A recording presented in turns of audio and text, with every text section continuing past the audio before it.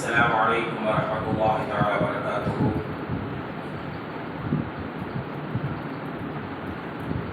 الحمد لله نحمده ونستعينه ونستغفره ونؤمن به ونتوكل عليه ونعوذ بالله من شرور أنفسنا ومن سيئات أعمالنا. من يهده الله فلا مضل له ومن يضلله فلا هادي له. ونشهد أن لا إله إلا الله وحده لا شريك له. ونشهد أن سيدنا محمدا عبده ورسوله. أما بعد، أعوذ بالله من الشيطان الرجيم. بسم الله الرحمن الرحيم. قال رب أنى يكون لي غلام وكانت امرأتي عاقر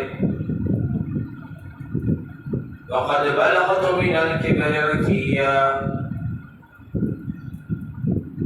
وقال الله تعالى: قالت أنى يكون لي ولد ولم يمسسني بشر.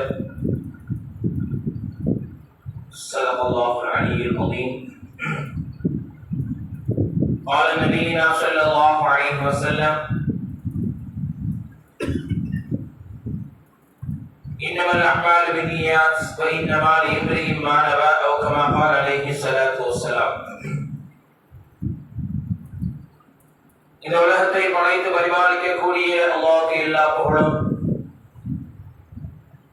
ஸலாத்தும் ஸலாமும் எம்பெருமான ரசூலே கரீம் ஸல்லல்லாஹு அலைஹி வஸல்லம் அவர்களின் மீதும், அவர்களின் அடிச்சுவற்றை பின்பற்றிய சத்திய சஹாபாக்கள், தாபிஈன்கள், தபஉ தாபிஈன்கள், இமாம்கள், அவுலியாக்கள், நாதாக்கள், ஷுஹதாக்கள், குறிப்பாக நம் அனைவர்கள் மீதும் அல்லாஹ்வின் ஸலாத்தும் ஸலாமும் என்றென்றும் நின்று நிலவற்றுமாக. ஆமீன். கண்ணியமிக்க அல்லாஹ்வின் நல்லடியார்களே, நாம் வாழும் காலமெல்லாம் இறைவனுக்கும் அவருடைய தூதருக்கும் கட்டுப்பட்டு நம்முடைய வாழ்க்கையில் இறைவனுக்கு செய்ய வேண்டிய கடமைகளையும் ஹுகூக்குல் இபாத் மனிதர்களுக்கு செய்ய வேண்டிய கடமைகளையும் முழுமையாகவும் உள்ளச்சத்தோடும் செய்வதற்குண்டான தௌஃபீகை அல்லாஹ் தஆலா நம் அனைவர்களுக்கும் தந்தல் புரிவானாக. நம்முடைய வாழ்க்கையில் நோயற்ற வாழ்வு, குறையற்ற செல்வத்தை இறைவன் நம் அனைவர்களுக்கும் முழுவதுமாக தந்தல் புரிவானாக. மருத்துவமனை செலவுகள், அதன் சிரமங்களில் இருந்தும் அல்லாஹ் தஆலா நம் சமூக மக்கள் அனைவர்களையும் பாதுகாத்தல் புரிவானாக.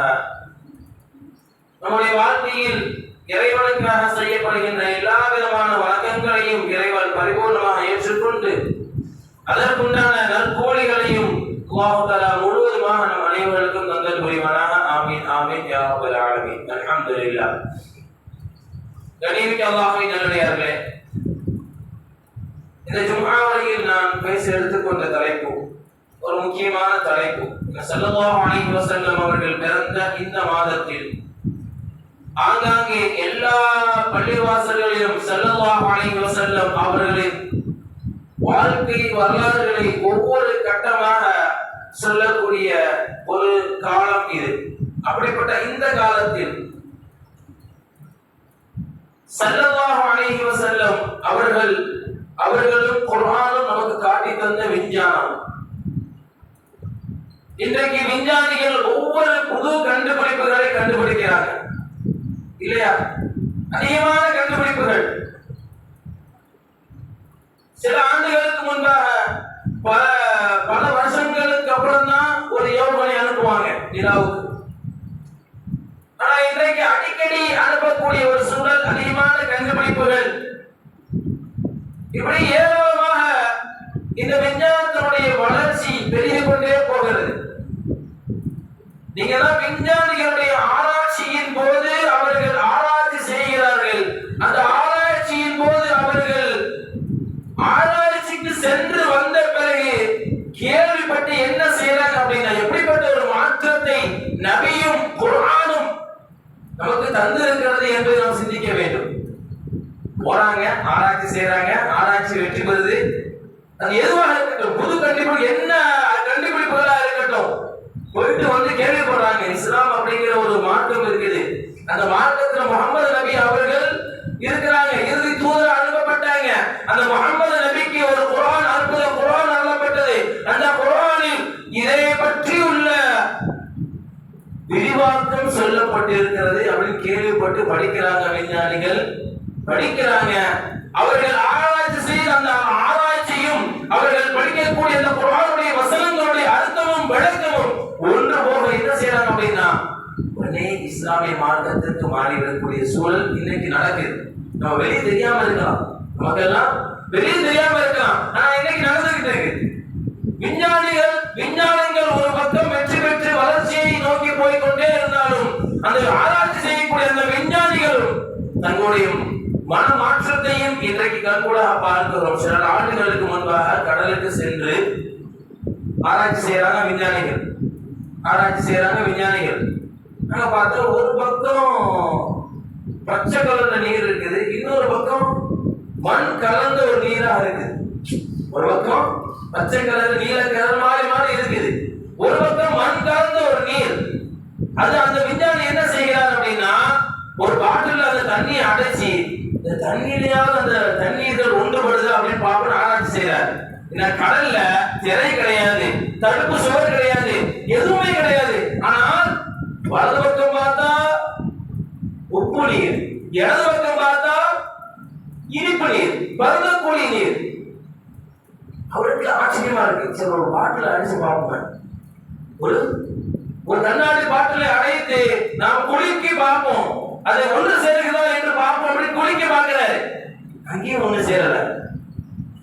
அந்த நீர் மேல இருக்குது, இந்த நீர் கீழே இருக்குது, உப்பு நீர் கீழே இருக்குது, அந்த நீர் மேல இருக்குது. அவருக்கே ஆச்சரியம். அப்பொழுதுதான் இன்னொரு விஞ்ஞானியின் மூலமா, இன்னொரு சகோதரன் மூலமா அவர் கேள்விப்படுறார். கண்கூட பார்க்கிறோம், 1400 ஆண்டுகளுக்கு முன்பாக ஒரு நபி அனுப்பப்பட்டாரு. அந்த நபிக்கு ஒரு அற்புத வேதம் கொடுக்கப்பட்டது, குர்ஆன் கொடுக்கப்பட்டது. அந்த குர்ஆனில் ஒரு வசனம், ஒரு ஆயத், அதை மட்டும் அவர் சொல்லி காமிக்கிறார். மரஜல் பஹரைனி யல்தகியான் பைனஹுமா பர்ஸஹுல் லா யப்கியான் ஃபபிஐயி ஆலாஇ ரப்பிகுமா துகذிபான். கேள்விப்பட்டு கடலை ஆராய்ச்சி செய்த அந்த விஞ்ஞானி அந்த குர்ஆனுடைய வசனங்களை பார்க்கிறார், அதனுடைய அர்த்தத்தை படிக்கிறார், அதனுடைய விளக்கத்தை படிக்கிறார், அந்த வசனத்தை ஆராய்ச்சி செய்கிறார். இந்த வசனம், இந்த அற்புத வேதம் எப்பொழுது எழுதப்பட்டது, எப்பொழுது இந்த உலகத்திற்கு வந்தது என்பதை ஆராய்ச்சி செய்கிறார். அப்பொழுதுதான் இந்த விஞ்ஞானிக்கு புரிகிறது, ஆஹா, 1400 ஆண்டுகளுக்கு முன்பாக ஒரு நபி இருந்திருக்கிறார். அந்த நபிக்கு இறைவனுடைய சொல்லுதான் இந்த அற்புத குர்ஆன் என்பதை உணர்கிறார். மறுநாள் இஸ்லாத்தை ஏற்றுக்கொள்கிறார். இதுதான் ஸல்லல்லாஹு அலைஹி வஸல்லம் அவருடைய காலத்திற்கு பிறகு விஞ்ஞானிகள் மாறிக்கொண்டிருக்கும் ஒரு காலமாக இருந்தது, இன்னும் இருந்து கொண்டிருக்கிறது. 19ஆம் நூற்றாண்டுல பிரான்ஸ்ல ஒரு மருத்துவர், அவர் பேர் மாரிஸ் குபே. அவருக்கு ஒரு அறிவிப்பு வருது, என்ன அப்படின்னா, எகிப்துல பலாயிரம் ஆண்டுகளுக்கு முன்பாக இறந்து போன ஒரு பிணம் இருக்குது. அந்த பிணத்துக்கு பேரு ஃபிரௌன். அந்த பிணத்தை நீ ஆராய்ச்சி செய்யணும். நீ ஆராய்ச்சி செய்து எத்தனை ஆண்டுகளுக்கு முன்பாக அது இறந்து போனது, எதனால் இறந்து போனது, அதனுடைய விஷயங்கள் என்ன என்பதை அறிக்கை கேட்பதற்காக அந்த நாட்டில் உள்ள மருத்துவர்களுக்கெல்லாம் அவர் தலைவர், குழு தலைவர் அவர் மாரிஸ் குபே அவர் பேர். அது வரைக்கும் அவர் கிறிஸ்டியனாக தான் இருக்கிறார், மருத்துவத்துறையில மேலோங்கி இருக்கிறார், அவர் தலைவராக இருக்கிறார். அவர் என்ன செய்யறாரு, அந்த மையத்தை ஃபிரௌனுடைய உடலை என்ன செய்யறாங்கன்னா எகிப்தில இருந்து பிரான்ஸுக்கு கொண்டு வராங்க. எகிப்திலிருந்து ஆராய்ச்சி செய்வதற்காக கொண்டு வராங்க. இது நடந்த வரலாறு நான் சொல்றேன், படிச்சு நீங்க நெட்ல கூட பார்த்துக்கலாம். நடந்த வரலாறு நம்ம ஆய்வு செய்து இந்த தலைப்புல பேச போறோம், விரிவா மக்களுக்கு சொல்லணும் அப்படிங்கிறதுக்காக நம்ம ஆராய்ச்சி செய்து படிச்சு பார்த்து நம்ம அந்த விளக்கத்தை சொல்றோம். எதுக்காக சொல்றாரு அப்படின்னா, நபி ஸல்லல்லாஹு அலைஹி வஸல்லம் அவர்கள் ஒரு அற்புத நபி என்பதை நாம் அனைவர்களும் உணர்ந்து உள்ளத்தாலும் நாவாலும் உணர்ந்து நம்முடைய வாழ்க்கையை அமைத்துக் கொள்ள வேண்டும் என்பதற்காகத்தான். நம்ம பல துறையில கேள்விப்பட்டிருப்போம். வியாபாரத்துறையில் நபி ஸல்லல்லாஹு அலைஹி வஸல்லம் சொல்லித் இருக்கிறார்கள், குடும்பத்தில் நபி ஸல்லல்லாஹு அலைஹி வஸல்லம் சொல்லித் இருக்கிறார்கள், சிறு வயதில் ஒரு அற்புதமான வாழ்க்கையை அமைச்சு கொடுத்திருக்கிறாங்க, வாலிப வயதில், பருவ வயதில், வயோதிக வயதில், அனைத்து விதமான வயதுகளில் அனைவர்களுக்கும் பொருந்தக்கூடிய ஒரு அற்புத தலைவர் ஸல்லல்லாஹு அலைஹி வஸல்லம். அந்த விஷயங்களை இதையும் நம்ம சேர்த்துக்கணும். விஞ்ஞானத்துறை, விஞ்ஞானத்துல நபி ஸல்லல்லாஹு அலைஹி வஸல்லம் எவ்வளோ விஷயங்களை சஹாபாக்கள் சொல்லியிருக்கிறாங்க. அவர் ஆராய்ச்சி செய்யறார். அது வரைக்கும் அவர் பைபிளை தான் படிச்சுட்டு வந்திருக்காரு. குர்ஆன் அவர் பார்க்கல, குர்ஆன் அப்படிங்கிறோட இருக்கு அப்படிங்கிறத அறியாம இருந்திருக்காரு அவரு. அந்த விஞ்ஞானி, அந்த மருத்துவர் ஃபிரௌனுடைய உடலை ஆராய்ச்சி செய்கிறார். இது நடந்தது 19ஆம் நூற்றாண்டு. 1960 இருந்து 70க்குள்ள நடந்த ஒரு செய்தி. இது ஆராய்ச்சி செய்கிறாரு, கண்டுபிடிக்கிறார். இவர் உப்பு நீரை அருந்தியதனால், அதாவது கடல் நீரை அருந்தியதனால் இவருடைய உயிர் பிரிந்து இருக்கிறது கண்டுபிடிக்கிறார். எத்தனை ஆண்டுகள் ஆகுது? ஒரு மனிதனுடைய உடல் மிஞ்சி போனா எத்தனை நாள் இருக்கும்? 24 hours டைம், அவ்வளவுதான் அதிகபட்சம். ஒரு மனிதன் உடலிலிருந்து உயிர் எடுக்கப்பட்டு விட்டால் அந்த உடல் கெட்டு போகலாம். இன்னைக்கு நிறைய கண்டுபிடிப்பு, ஐஸ்ல வைக்கலாம், அதுல வைக்கலாம், இதுல வைக்கலாம் சொல்றாங்க. ஆனா சராசரி மனிதனுடைய உடல் உயிர் எடுக்கப்பட்டு விட்டால் 24 மணி நேரம் சரியா இருக்கும். அதுக்கப்புறம் கெட்டு போயிடும் இல்லையா? உயிர் எடுக்கப்பட்டுச்சுன்னா அது ஜலம் தானே, மையத்து தானே, எல்லாரும் சொல்லக்கூடியதான். பல்லாயிரம் ஆண்டுகளுக்கு முன்பாக ஒருவர் இறந்து போயிட்டாரு, அந்த உடலை இன்னும் பாதுகாக்கப்பட்டு வருது. அந்த மருத்துவர் கண்டு ஆராய்ச்சி செய்கிறார், அந்த உடலை, அவனுடைய உடலை ஆராய்ச்சி செய்கிறார். அது வரைக்கும் அந்த மருத்துவர் குர்ஆன் பார்த்ததில்லை, குர்ஆனுடைய வசனங்களை படித்ததில்லை, நபியுடைய வாழ்க்கை வரலாறை கேட்டதில்லை, நபியுடைய வரலாறுகளை படித்ததில்லை. கண்டுபிடிக்கிறார், உப்பு நீரால் இவருடைய உடலிலிருந்து உயிர் பிரிந்து இருக்கிறது அப்படின்னு கண்டுபிடிச்சு ஆராய்ச்சி மருத்துவ குழு அறிக்கை கொடுக்கிறார்.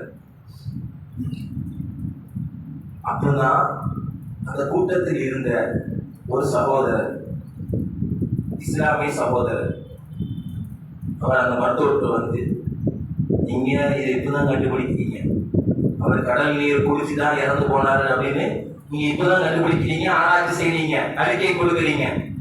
ஆனா இந்த செய்தி எங்களுக்கு எப்பொழுது சொல்லப்பட்டிருக்கிறது தெரியுமா? 1400 ஆண்டுகளுக்கு முன்பாக ஒரு நபி இருந்திருக்கிறார்கள். எங்களுடைய நபி காத்தமுன் நபியின் ஸல்லல்லாஹு அலைஹி வஸல்லம் அவர்களுக்கு இறைவன் ஒரு வேதத்தை இறக்கினார். அந்த வேதத்தில் இறைவன் சொல்லி வசனத்தை ஓதி காமிக்கிறார். வஜாவஸ்னா பிபனி இஸ்ராயீல் அல்-பஹர ஃபஅத்பஅஹு ஃபிர்அவுன் வஜுனூதுஹு பக்யன் வஅதுவா ஹத்தா இதா அத்ரகஹு. இந்த வசனத்தை ஓதி காமிக்கிறார். وجاوزنا ببني إسرائيل البحر فأتوا على قوم يعكفون وجاوزنا ببني إسرائيل البحر فأتبعهم فرعون وجنوده بغيا وعدوا. வசனத்தை ஓதி காமிச்சு, இவர் தண்ணீரில் மூழ்கடிக்கப்பட்டார், கடல் நீரில் மூழ்கடிக்கப்பட்டார். அவர் மூழ்கடிக்கப்படக்கூடிய அந்த நேரத்தில் நான் ஈமானை ஏற்றுக்கொள்ளப் போகிறேன், அல்லாஹ்வை என்னுடைய கடவுளை ஏற்றுக்கொள்ளப் போகிறேன் என்று சொன்னார். ஆனால் அந்த நேரத்தில் ஜிப்ரீல் அலைஹிஸ்ஸலாம் அவர்கள் வந்து அவனுக்கு அருகாமையில் வந்து இவன் கலிமா சொல்லிவிட்டால் பின்னாடி வரக்கூடிய சமூக மக்களுக்கு இவன் ஒரு முன்னுதாரணமாக போய்விடுவான். அப்படி என்றால் என்ன நோக்க மக்களுக்கு மத்தியில் வந்துவிடும், நம்ம என்ன வேணாலும் செய்யலாம், என்ன தவறு வேண்டாலும் செய்யலாம், எப்படி வேணாலும் பெருமை எடுத்துக் கொள்ளலாம், எப்படி வேணாலும் மக்களை கஷ்டப்படுத்தலாம், அல்லாஹ் மன்னித்து விடுவான் என்ற ஒரு அவநம்பிக்கை வந்துவிடக் கூடாது என்பதற்காக இவர் கலிமா சொல்லக்கூடாது. முஸ்லிமான கலிமா சொல்லலாம். எவ்வளவு தப்பு செஞ்சு அல்லாஹ் கடைசி நேரத்தில் அல்லாஹ் பாக்கியத்தை, கலிமா சொல்லக்கூடிய பாக்கியத்தை நம் அனைவர்களுக்கும் தரணும். வஃபாத்தாகக்கூடிய, உயிர் போகக்கூடிய அந்த நேரத்தில் நம்முடைய நாவில் இருந்து லா இலாஹ இல்லல்லாஹ் முஹம்மதுர் ரசூலுல்லாஹ் அஷ்ஹது அன் லா இலாஹ இல்லல்லாஹ் வ அஷ்ஹது அன்ன முஹம்மதர் ரசூலுல்லாஹ் என்ற களிமா நம்முடைய நாவில் அந்த உயிர் போகக்கூடிய அந்த நேரத்தில் வந்து விட்டால் நமக்கு கபரில் கேள்வி கணக்கு கிடையாது, நாளை மறுமையில் கேள்வி கணக்கு கிடையாது.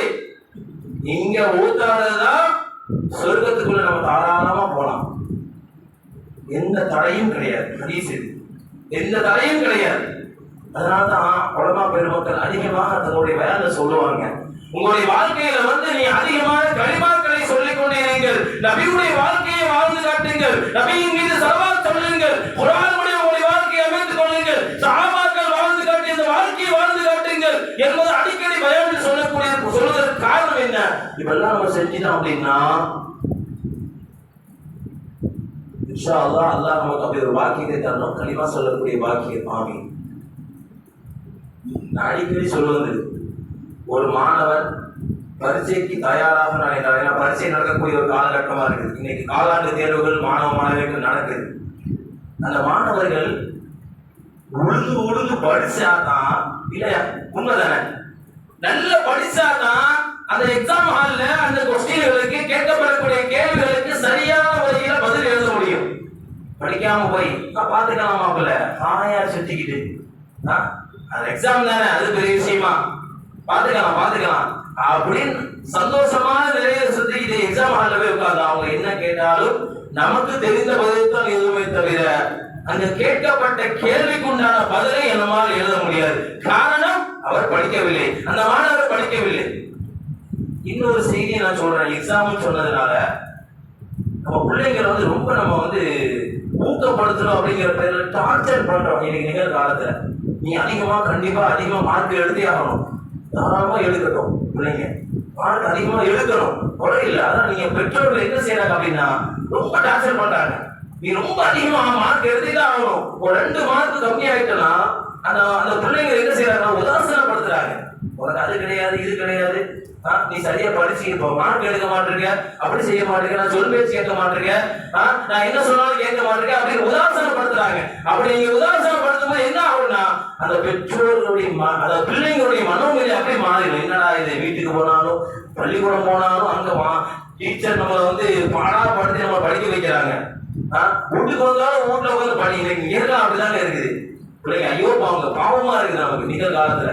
அந்த காலம் ஒரு 20-25 வருஷத்துக்கு முன்பாக உள்ள படிப்புல என்ன நினைக்கிறீங்க, பெரியவங்க தான் இருக்காங்க, காலையில 10 மாசம் போவாங்க பிள்ளைங்க, 10 மாசம் ஓதிட்டு வந்து சரியான 9-9:30 மணிக்கு பள்ளிக்கூடம் ஆரம்பம், அதனுடைய நேரம் ஃப்ரீயா போயிட்டு சாயங்காலம் 4 மணிக்கு பள்ளிக்கூடம் ஓடும், வீட்டுக்கு வருவாங்க, வந்துட்டு ஒரு சாப்பிட்டுட்டு தெருக்கல்ல கொஞ்ச நேரம் விளையாடுவாங்க, ஒரு 5 மணி வரைக்கும் விளையாண்ட பிறகு சாயங்காலம் மதரசாவுக்கு போவாங்க. அவ்வளவுதான், மதரசா விட்டு வந்த பிறகு மகரிப் நேரம் ஆயிரும், மகரிப் நேரத்துல வீட்டுல இருப்பாங்க, உறவுகளோடு பேசிட்டு இருப்பாங்க, சொந்த பந்தங்களோடு பேசிக்கொண்டு இருப்பாங்க, அண்ணன் தம்பியோடு விளையாடுவாங்க, வீட்டுல விளையாடுவாங்க, இஷா நேரம் ஆகும், சாப்பிடுவாங்க, உறங்கிடுவாங்க. அப்படி இல்லையா, அப்படிதான் இருந்துச்சு. ஆனா இன்னைக்கு காலையில பிள்ளைங்க 6 மணிக்கு எந்திக்கிறாங்க, ஸ்கூல் போகணும், ரெடி பண்ணணும், 6 மணிக்கு எந்திச்சு 7 மணிக்கு ஸ்கூல் போறாங்க, சரியாக 4-5 மணிக்கு ஸ்கூல் விட்டு வராங்க, ஸ்கூல் விட்டு வந்தவங்க மதரசா போறாங்க, மதரசா போயிட்டு வந்தவங்க டியூஷன் போறாங்க, டியூஷன் முடியவே அவங்களுக்கு 9 மணி ஆகுது, இரவு நேரம், காலேஜோட பேச முடியல, பெற்றோர்களோடு விளையாட முடியல. இதெல்லாம் கூடாதுன்னு சொல்லல, இதெல்லாம் செய்யட்டும். இதெல்லாம் பிள்ளைங்க வந்து பிற்காலத்துல பிள்ளைங்களுக்கு ரொம்ப பிரோஜனமா இருக்கணும், நல்ல படிப்பாளியாக மிகப்பெரிய ஞானியாக வரணும் என்பதற்காக நம்ம செய்யறோம். அது ஒரு அக்கறை. இருந்தாலும் அந்த அக்கறையை நம்ம வந்து அதிகமாக அட்வான்டேஜ் எடுத்து பிள்ளைங்களை வந்து ரொம்ப பிரஷர் பண்றது என்ன ஆகும்னா அது பிள்ளைங்களுடைய உள்ளத்துல அப்படியே ஒரு கஷ்டத்தை உண்டாக்கும், ஒரு மன ரீதியான பிரச்சனைகள் உண்டாக்கும்.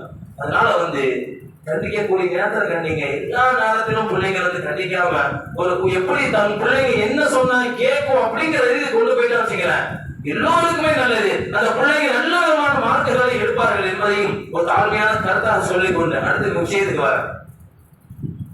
இப்போ அவர் சொல்றாரு, அந்த மருத்துவர் ஆராய்ச்சி செய்த அந்த மருத்துவர் சொல்றாரு, நீங்க என்ன இப்பதான் கண்டுபிடிக்கிறீங்க 19ஆம் நூற்றாண்டுல, ஆனா இந்த செய்தி எங்களுக்கு எப்பொழுது சொல்லப்பட்டது?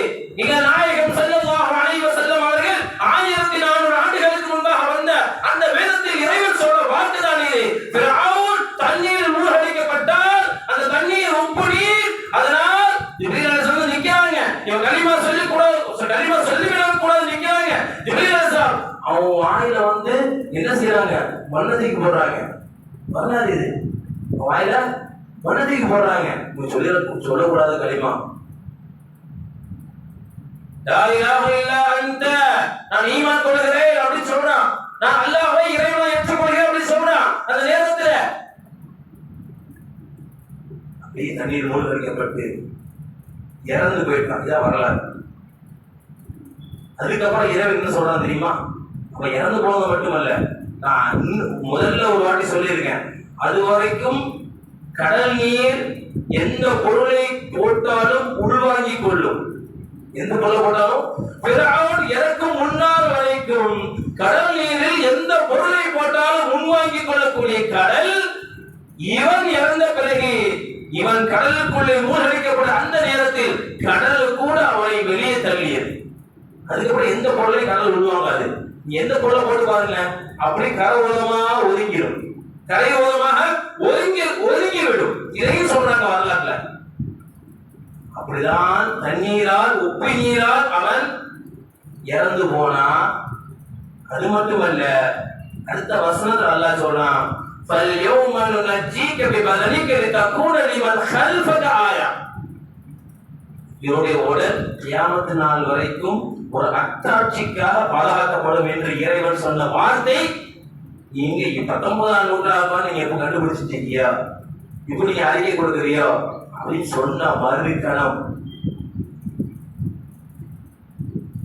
மாரிஸ் குகை அவர் மருத்துவர் உடனே ஆராய்ச்சியாளர் குர்ஆனை தொடர்ந்து ஆராய்ச்சி செய்கிறார். நபியுடைய வாழ்க்கை வரலாறுகளை படிக்கிறார். நபி ஸல்லல்லாஹு அலைஹி வஸல்லம் அவருடைய ஒவ்வொரு காலகட்டத்தினுடைய வாழ்க்கை வரலாறுகளை அந்த மருத்துவர் படிக்கிறார். பிரான்ஸ் நாட்டு மருத்துவர் படிக்கிறார்.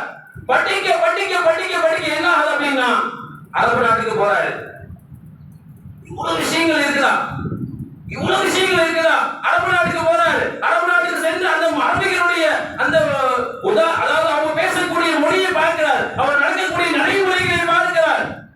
சில நாட்கள் அரபு நாட்டில் தங்கி இருக்கிறார். அரபுகளுடைய நடவடிக்கைகளை பார்க்கிறார் அந்த மருத்துவர்.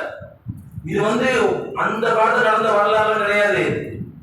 19ஆம் நூற்றாண்டுல நடந்த ஒரு வரலாறு, கதை அல்ல இது.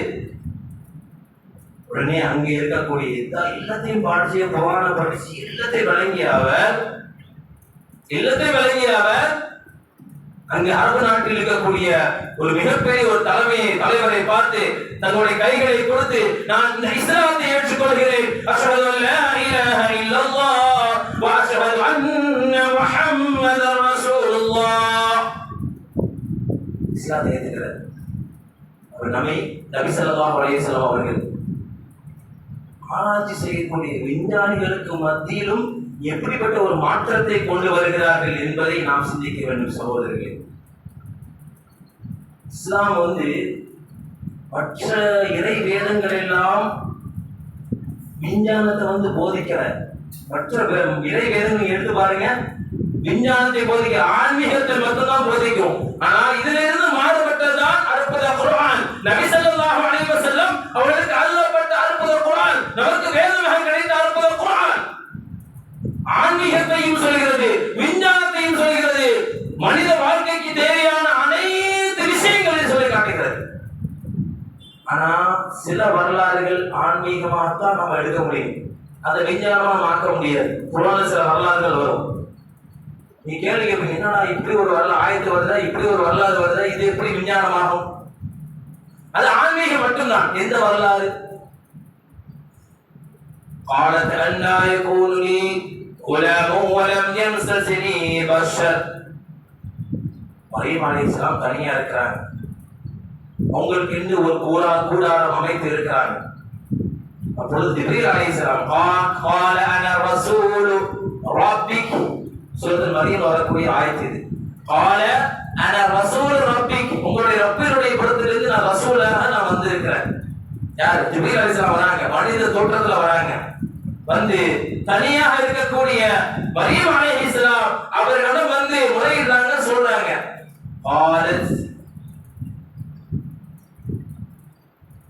அவங்கள்ட்ட சொல்றாங்க மரியம் அலைஹிஸ்ஸலாம், உங்களுக்கு ஒரு குழந்தை பிறக்க போகுது. قالت أن يكون لي غلام ولم يمسسني بشر, உங்களுக்கு ஒரு ஆண் குழந்தை பிறக்க போகுது. அது எப்படி நடக்கும்? பால அண்ணா எக்கோனுடைய உலாம் எப்படி நடக்கும்? அது எந்த ஆடவரும் என்னை தொடவில்லை, எந்த ஆடவரும் என்னை தொடவில்லை. இன்னைக்கு விஞ்ஞானம் என்ன சொல்றது? ஆணும் பெண்ணும் சேர்ந்தால்தான் கரு உருவாகும், இல்லையா? கியாமத் நாள் வரைக்கும் இதான் விஞ்ஞானம், இதான் உண்மையும் கூட. அப்படி இல்லாம பண்ணா தப்பா பேசுவாங்க, இல்லையா? ஆனா இருந்தாலும் தப்பா பேசினாலும் ஆணுடைய துணை இல்லாமல் எந்த பெண்ணும் கரு உட முடியாது, இல்லையா? அப்படிதான், இதான் உண்மை, இதான் உண்மை நிலை கியாமத் நாள் வரைக்கும். ஆனா இதுக்கு நேர்மாற குர்ஆன் சொல்லுது. மரியம் அலைஹிஸ்ஸலாம் வந்து ஜிப்ரீல் அலைஹிஸ்ஸலாம் சொல்றாங்க, உங்களுக்கு ஒரு ஆண் குழந்தை பிறக்குன்னு சொல்றாங்க. இது எப்படி விஞ்ஞானத்தோட ஒற்று போகும்?